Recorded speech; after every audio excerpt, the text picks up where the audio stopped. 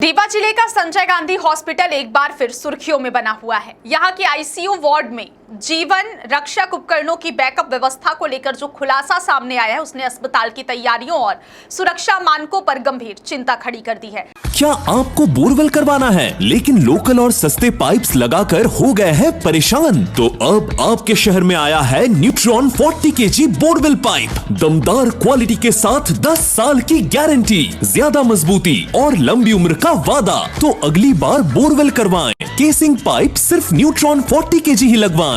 अस्पताल में बने अत्यंत संवेदनशील वार्ड जहां मरीज जीवन और मृत्यु के बीच संघर्ष करते हैं, वहां बिजली आपूर्ति बाधित होने की स्थिति में निर्बाध इलाज सुनिश्चित करने के लिए यूपीएस और बैटरियों की व्यवस्था की गई थी। लेकिन सूत्रों और सामने आई जानकारी के अनुसार इन बैटरियों की स्थिति अब बेहद खराब बताई जा रही है।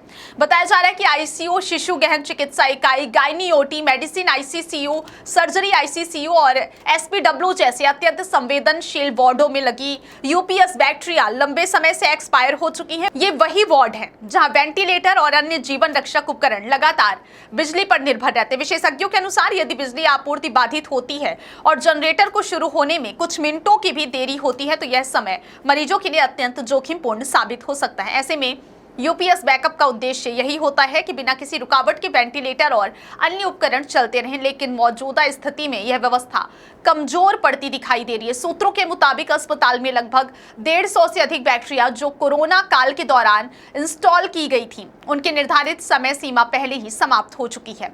इन बैटरियों की समय पर रिप्लेसमेंट या मेंटेनेंस नहीं होने के कारण वे अब सही ढंग से चार्ज नहीं हो पा रही है। तकनीकी विशेषज्ञों के अनुसार एक्सपायर बैटरियों में न केवल बैकअप क्षमता कम होती है बल्कि उनमें केमिकल रिएक्शन का खतरा भी बढ़ जाता है, जिससे शॉर्ट सर्किट, ओवरहीटिंग या फिर आग लगने जैसी घटनाएं हो सकती हैं। इसी बीच अस्पताल प्रबंधन ने इस मामले पर प्रतिक्रिया देते हुए स्वीकार किया है कि बैटरियां अपनी निर्धारित अवधि पूरी कर चुकी है। प्रबंधन के अनुसार डीन कार्यालय की ओर से नई बैटरियों की प्रक्रिया शुरू कर दी गई है और जल्द ही उन्हें बदला जाएगा। साथ ही प्रशासन का यह भी कहना है कि अस्पताल में जनरेटर की व्यवस्था मौजूद है जो बिजली जाने पर ऑटोमेटिक रूप से चालू हो जाता है, इसलिए किसी भी तरह का तत्काल खतरा नहीं है। प्रबंधन का दावा है कि वैकल्पिक व्यवस्था पूरी तरह सक्षम है और मरीजों की सुरक्षा सुनिश्चित की जा रही है। बड़ी घटना नहीं, वेंटिलेटर तो डायरेक्ट चलता है, वेंटिलेटर तो पोर्ट से चलता है और जो यूपीएस सिस्टम है उसका एक अल्टरनेटिव जो यूपीएस सिस्टम है, जनरेटर भी है, यूपीएस भी है। तो यूपीएस सिस्टम की बैटरियां जरूर आउट ऑफ ऑर्डर हुई हैं अभी, तो उसके लिए कार्रवाई प्रचलन में है डीन ऑफिस के द्वारा और जल्द ही नई बैटरियां आ जाएंगी। किसी तरह का खतरा तो रहता है जैसे अगर जनरेटर समय से नहीं स्टार्ट हुआ? नहीं, जनरेटर ऑटोमेटिक है, जनरेटर तो स्टार्ट हो जाता है हमारा। जनरेटर बिल्कुल अच्छी अवस्था में है और उसका पूरा रख रखाव एएनडम के द्वारा किया जाता है। और हमने एक और मतलब इसके अलावा भी एक और यूपीएस सिस्टम भी रखा हुआ है, तो उसमें भी कुछ बैटरियां खराब हुई हैं, तो उसको भी अपन लोग ठीक करवा रहे हैं। कितना खतरा इसको समझते हैं? नहीं, खतरा नहीं है इसमें क्योंकि हमारे पास अल्टरनेटिव व्यवस्था है ऑलरेडी। इसमें खतरा एक भी किसी प्रकार का नहीं है।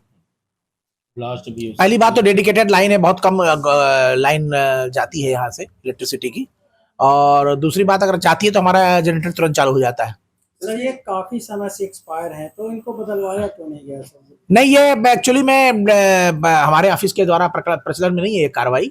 ये पहले ये गारंटी में था, यूपीएस जब लिए गए थे, कोविड के समय के यूपीएस हैं, तो उस समय गारंटी में था ये, और उसके गारंटी के बाद फिर जब उसका सीएमसी और एएमसी लैप्स हुआ है तो इसके बाद जो नया एग्रीमेंट है वो अभी नहीं हो पाया है, तो वो डीन ऑफिस से होगा, उसकी बैटरी बदली जाएंगी और वो कार्रवाई प्रचलन में है। कितने समय अवधि होती है इसकी? जैसे अगर दोबारा बैटरी लगती है तो कितने समय तक इसको? अब 3 साल तक तो सीएमसी रहती है जो नई यूपीएस आता है। 3 साल के बाद फिर बदलना चाहिए था बैटरी को, तो उसी में कार्रवाई प्रचलन में है।